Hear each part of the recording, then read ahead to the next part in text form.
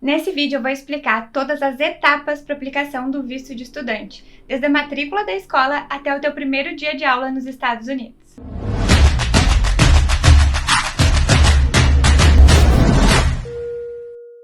Bem-vindos a mais um vídeo do nosso canal. No vídeo de hoje eu vou explicar todas as etapas para aplicação do visto de estudante.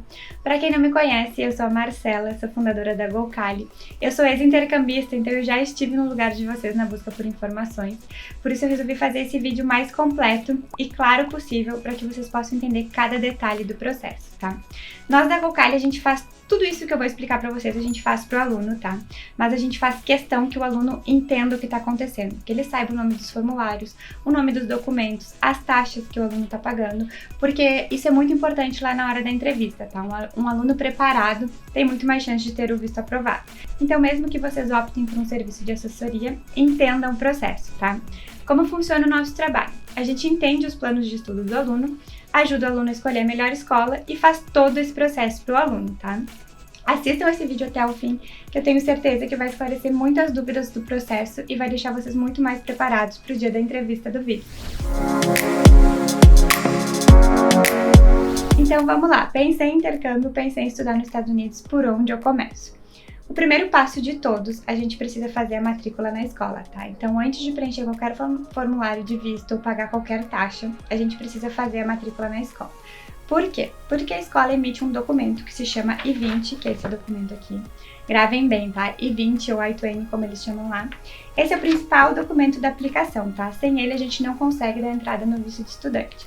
Ele comprova a nossa matrícula na escola. Então, a gente precisa fazer a matrícula na escola em primeiro lugar. Mas o que eu preciso para fazer a matrícula na escola? Cada escola ou universidade exige uma documentação diferente, tá?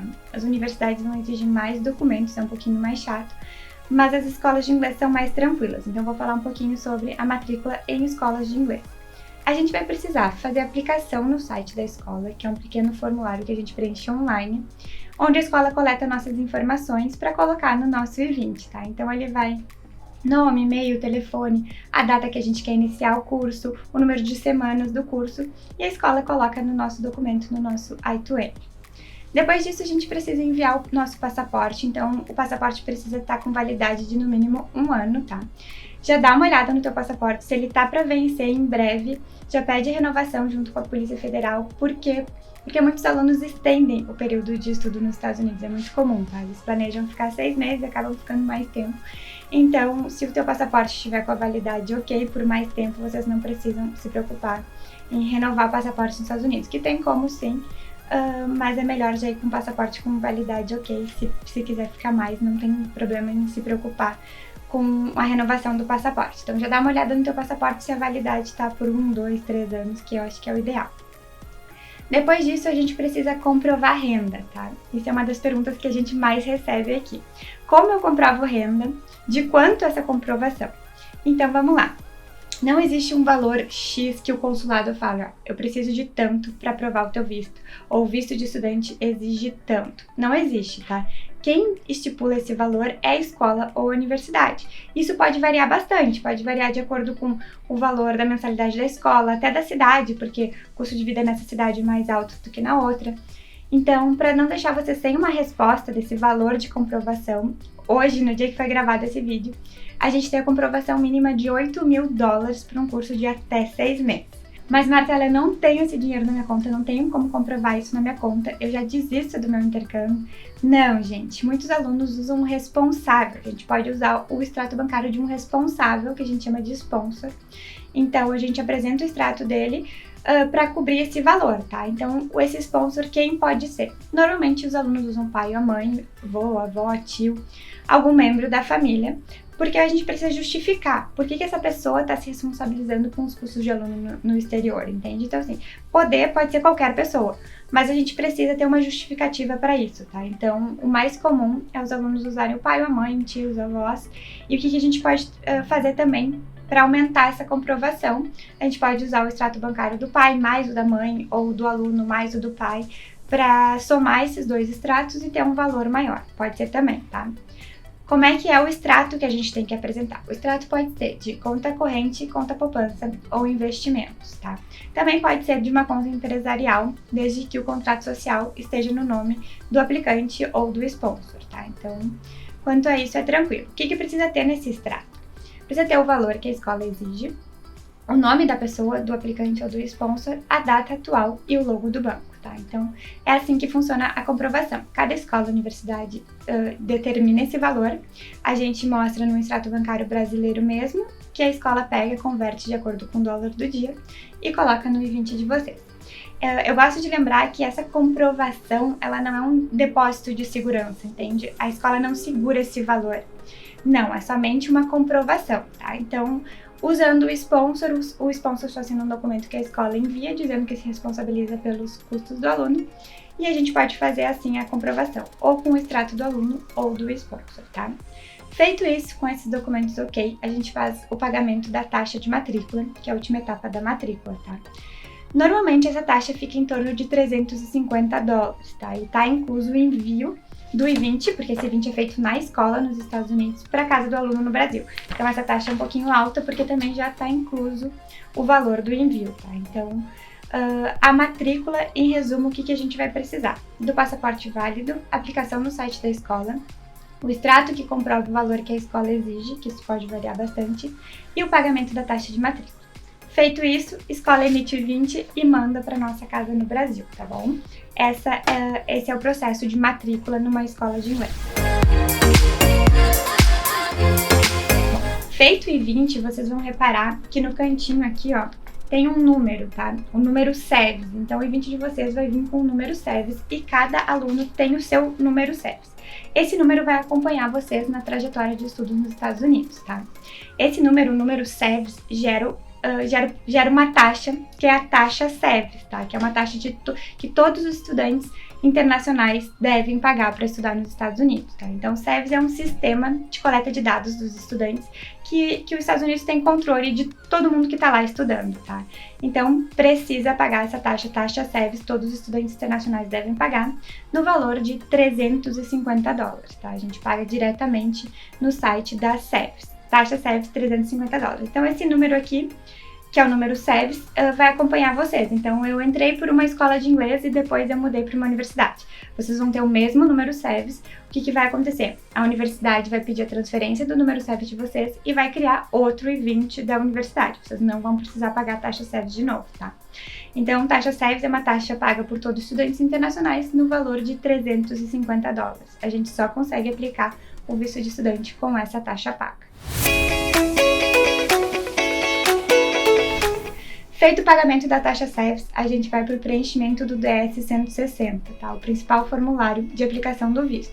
Tanto para o visto de estudante como para o visto de turista, entre outros vistos. Então tem gente que me pergunta, Marcela, eu já preenchi esse DS para o visto de turista, eu já tenho visto de turista, eu preciso preencher de novo para o visto de estudante? Sim, tá? A gente tem que preencher um outro formulário para o visto de estudante. É o mesmo, mas ali a gente escolhe a categoria do visto que a gente quer, no caso, o visto F1. Então, o que eu digo do DS-160, tá? Eu digo que ele é a chave do sucesso da entrevista. Por quê? Porque quando a gente chega no consulado, alguém já estudou o nosso DS-160, a pessoa já sabe quem a gente é através do DS-160. Então, um DS bem preenchido, com todas as informações completinhas, mostrando o que eles querem ver, a chance de sucesso da entrevista só aumenta, tá? Então, o que eu falo para os alunos também? Tem muitos alunos que optam por o serviço da nossa assessoria, que a gente preenche esse DS para o aluno, mas o que a gente faz? A gente envia o DS em português para o aluno, esclarece todas as dúvidas possíveis, eles preenchem e nos mandam de volta, a gente analisa ele, dá sugestões do que alterar, mas a gente faz questão que o aluno estude muito bem o DS, porque lá na hora da entrevista, o cônsul vai estar com o DS aberto, fazendo perguntas do que vocês preencheram no DS, então vocês precisam ter esse DS na ponta da língua, tá? Mesmo se vocês optarem por serviço de assessoria, tem um DS na ponta da língua. DS 160, formulário de pedido de visto, também é preenchido online, tá bom? Ao concluir o preenchimento do DS 160, gera uma página de confirmação, tá?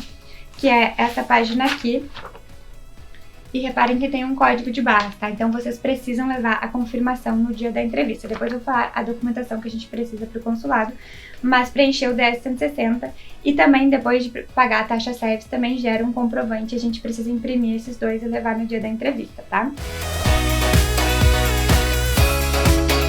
Então, preenchido o DS 160, a gente vai para a última etapa antes da entrevista, o agendamento da entrevista, tá? Então, a gente vai entrar no site do Consulado Americano no Brasil, fazer um pequeno cadastro ali, colocar nossas informações. É ali que a gente vai ligar o número do nosso DS 160 do formulário, o número do nosso passaporte naquela aplicação, tá?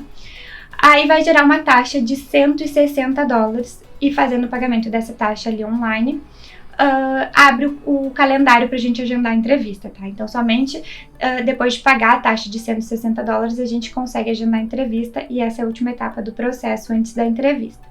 Aí a gente paga a taxa de $160 e agenda a entrevista. Também vai gerar um comprovante de agendamento de entrevista, que é esse aqui, que eles chamam de instruções da entrevista. A gente precisa imprimir também e levar lá no dia da entrevista, tá? Então, essas são as etapas pra gente agendar a entrevista. Agora eu vou falar um pouquinho da tão temida entrevista.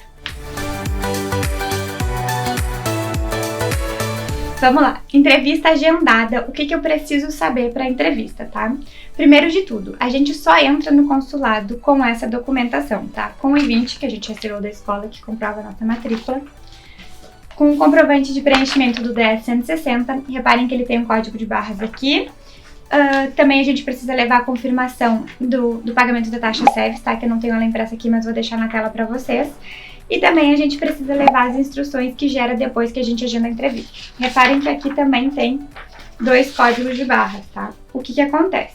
Quando a gente chega no consulado, assim, antes de entrar na porta no consulado, na verdade, tem uma pessoa ali que nos recebe com um scanner.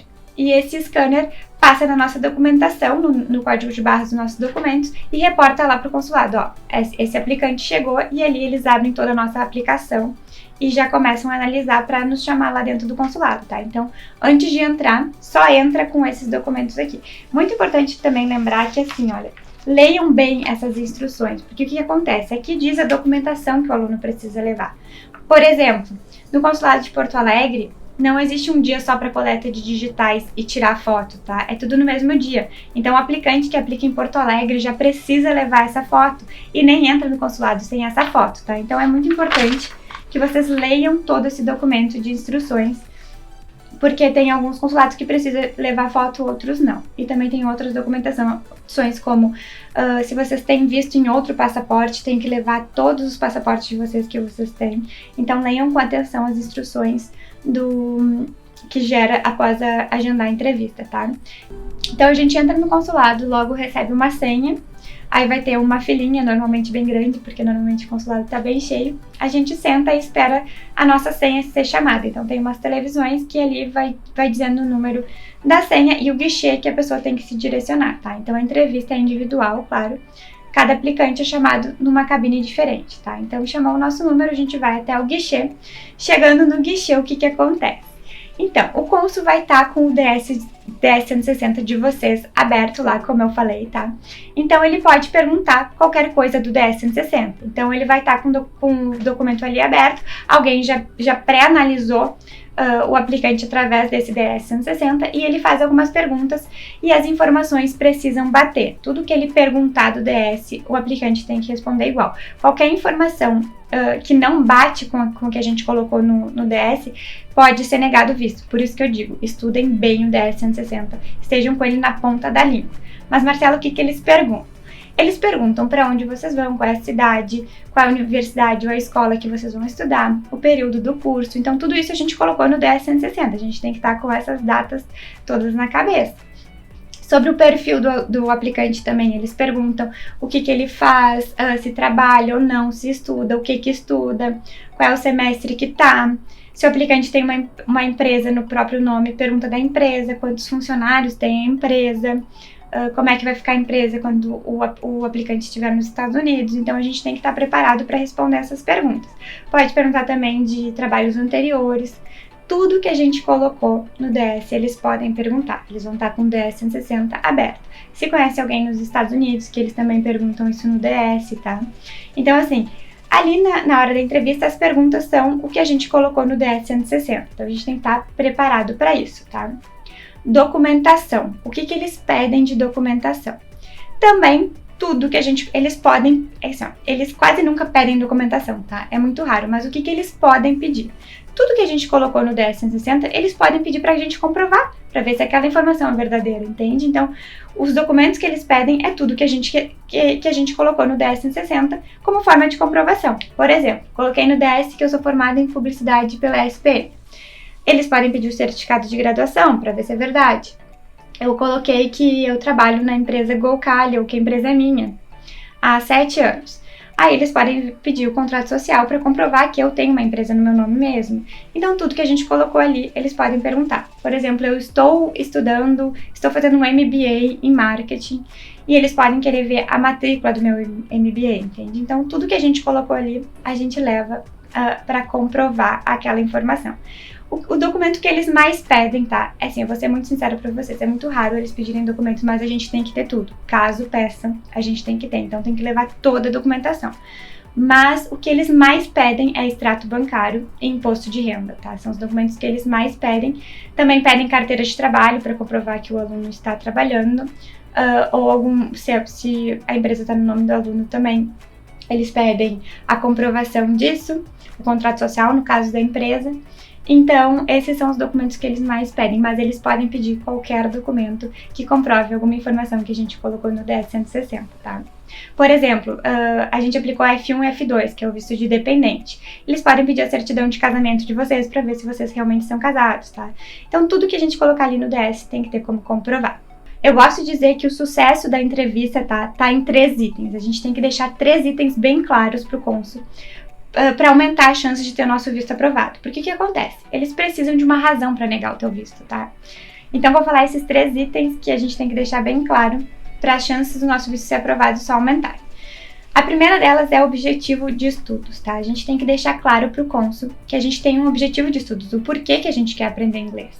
Exemplo, eu quero aprender inglês porque eu tenho uma agência de intercâmbio e eu preciso contato com as escolas, eu preciso entender a documentação. Eu tenho uma empresa, numa área de vendas e eu preciso contato com fornecedores internacionais. Eu preciso do inglês. Eu estudo administração e tem muitos artigos em inglês, então o inglês vai agregar muito na minha formação. Ou eu estou numa empresa e para eu subir de cargo, eles exigem inglês, então eu preciso do inglês. Ou eu quero aplicar para uma multinacional e o inglês é pré-requisito, então eu preciso do inglês para alcançar posições maiores na minha carreira. Então a gente tem que deixar bem claro o porquê que a gente quer estudar inglês, tem que convencer o cônsul que a gente precisa do inglês para nossa carreira e para nossa vida pessoal, tá? O segundo item, então, dinheiro em conta. A gente tem que mostrar para o cônsul que a gente tem condições financeiras de arcar com os nossos custos nos Estados Unidos, que a gente não vai trabalhar lá, né? Que é isso que eles não querem, que o aplicante vá para trabalhar nos Estados Unidos. Então a gente mostra que a gente tem condições financeiras para não trabalhar lá e para arcar com os nossos custos de estudos, tá? A gente já vai ter mostrado lá para a escola no dia da entrevista que o valor vai estar convertido e no I-20 de vocês, que vai estar na mão do cônsul, mas é legal levar também, na verdade é fundamental levar o extrato bancário lá na hora e imposto de renda também, tá? O terceiro e último item, então, eu acho que é o mais importante deles, é vínculos com o Brasil, tá? A gente precisa mostrar para o cônsul que a gente tem laços no Brasil, motivos fortes no Brasil que a gente vai retornar após nossos estudos, que a gente não vai ficar lá para sempre, que é o que eles não querem também, né? Então a gente tem que deixar claro que a gente tem razões para retornar, que a gente chama de vínculos, tá? Mas Marcela, quais são os principais vínculos? Eu digo que os principais vínculos seriam trabalho ou estudos. Trabalho.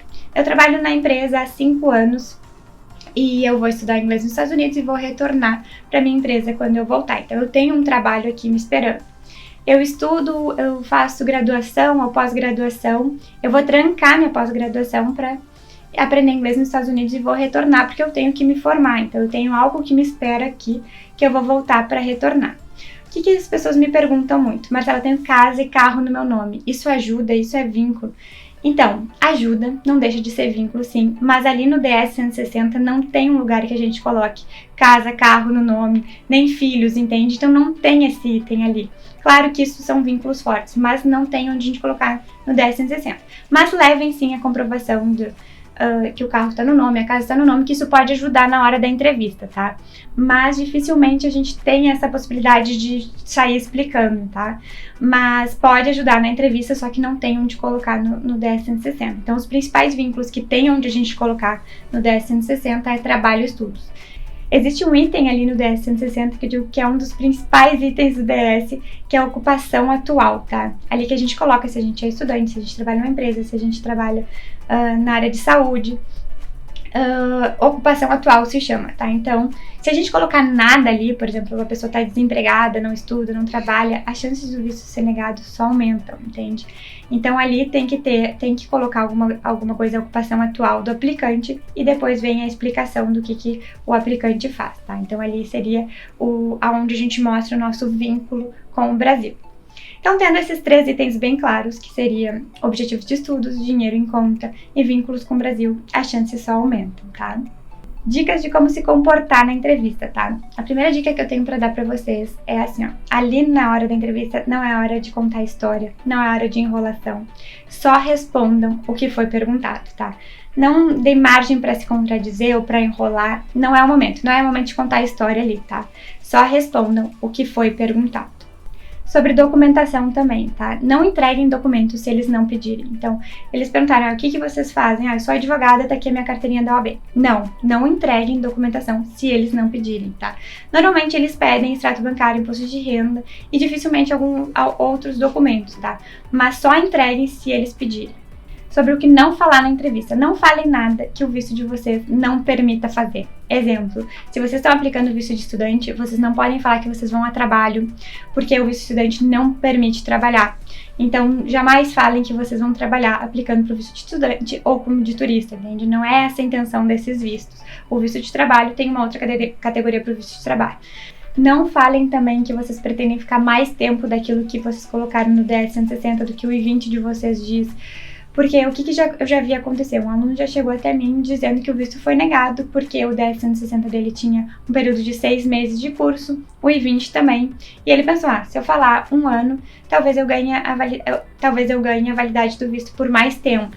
Só que não, é divergência de informações. O que ele comprovou, o que ele escreveu no DS e o I-20 dele tinha um período de 6 meses. E ele foi lá e falou outra coisa. Então, assim, qualquer informação que não bater ali com o sistema pode ser negado, tá? Então, assim, não falem que vocês têm intenção de trabalhar e nem intenção de ficar mais tempo, porque não é isso que o visto de vocês permitem, tá? Últimas dicas de entrevista, então. Tentem ficar tranquilos. Eu sei que é difícil dar aquele nervosismo, mas vocês têm que pensar que vocês não devem nada, vocês não são criminosos nem nada. Vocês só estão aplicando para uma entrevista de visto e eles, como cônsul, eles precisam interrogar por vocês para ver se vocês se qualificam. Então, assim, não é que vocês estão fazendo algo de errado, então tentem ficar tranquilos. Respondam o que o cônsul perguntar só, nada além disso. Tentem não contar a história, porque isso pode se contradizer. Cuidem também, que eu vejo que já acontece em muitos casos, o cônsul pergunta uma coisa no começo da entrevista e no final a mesma coisa. Ou seja, vocês não podem se contradizer nas informações, tá? Então ele faz isso para ver se as informações realmente batem. Então fiquem tranquilos, vão preparados, estudem o DS 160 de vocês, saibam o nome de todos os documentos, das taxas, tudo direitinho.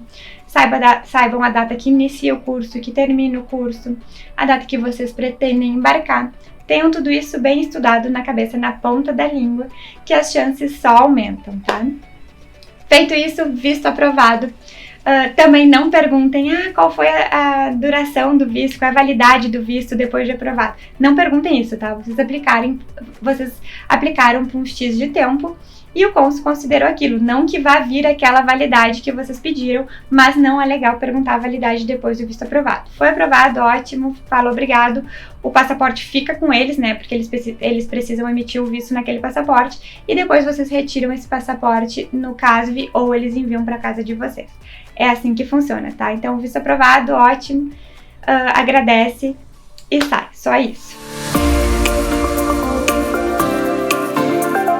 Visto aprovado, tudo ótimo, hora de arrumar as malas e bate aquele frio na barriga para passar pela imigração. Então, além de tudo isso de entrevista, ainda tem a imigração quando a gente entra nos Estados Unidos, tá? O que eles perguntam, como funciona essa passagem pela imigração? Bom, eu já entrei como estudante mais de 5 vezes e todas as vezes foram super tranquilas. O que eles me perguntavam, tá?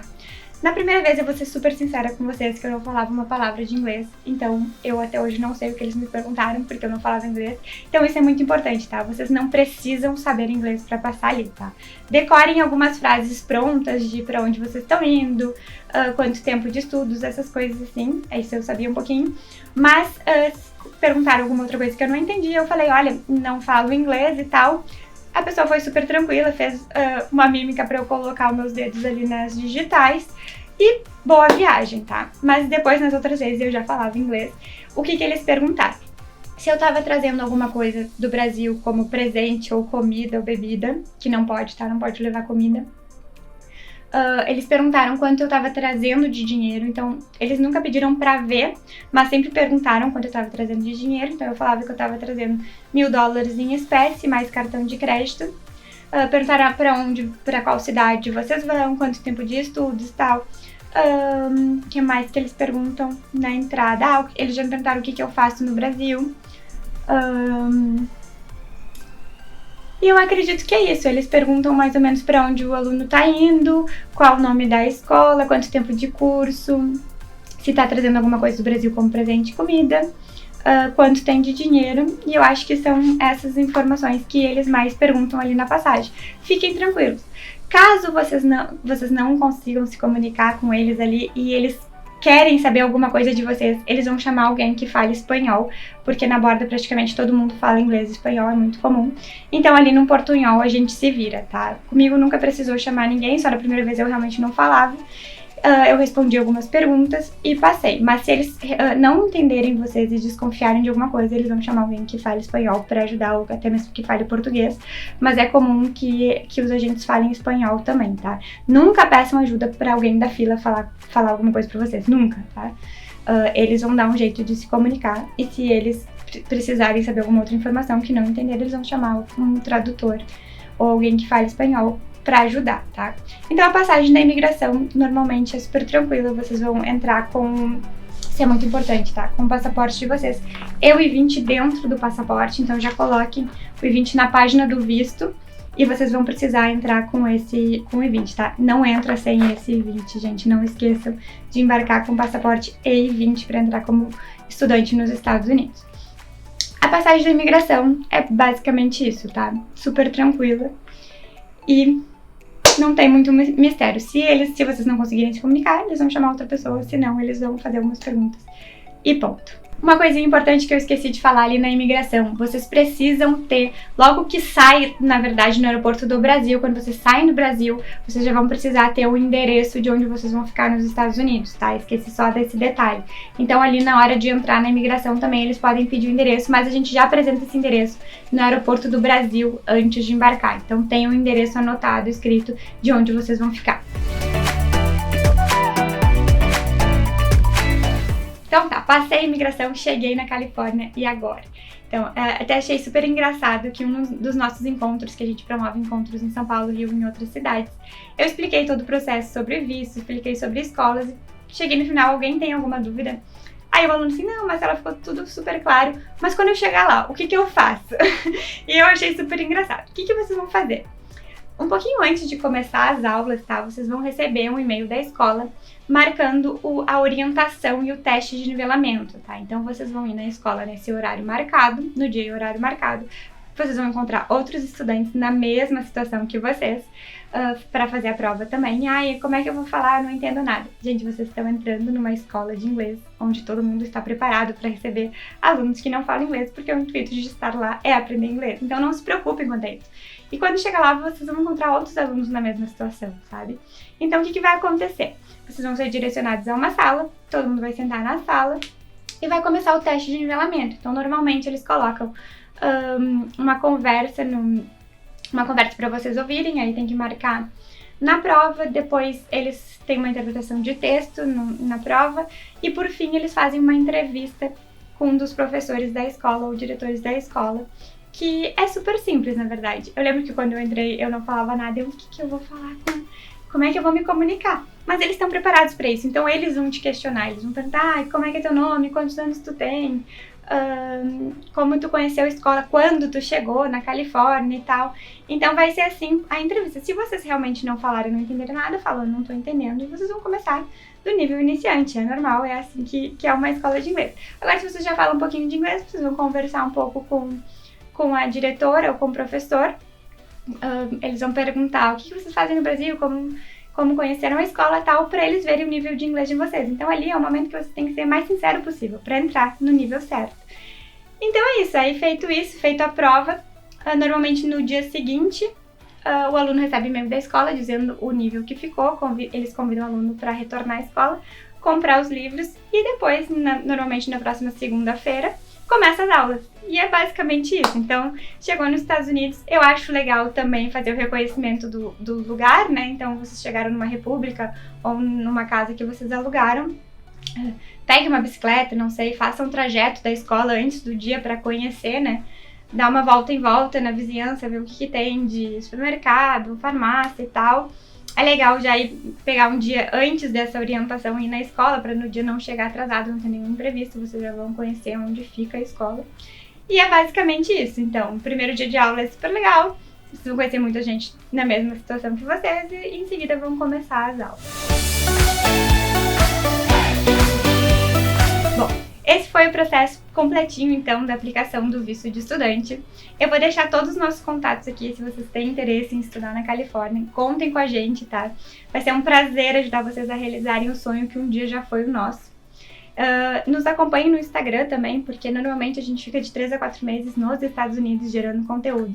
Então contem pra gente o que vocês querem ver por lá também. Normalmente a gente vai visitar as escolas, a gente conversa com os alunos, a gente mostra o depoimento dos alunos também. Então não deixe nos acompanhar no nosso Instagram também. Curtam aqui o nosso vídeo do YouTube, que isso nos ajuda muito a crescer por aqui. Eu espero que vocês tenham gostado, espero que tenha ajudado muito vocês. E qualquer dúvida que vocês tiverem, contem com a gente. Eu espero ver vocês muito em breve na Califórnia.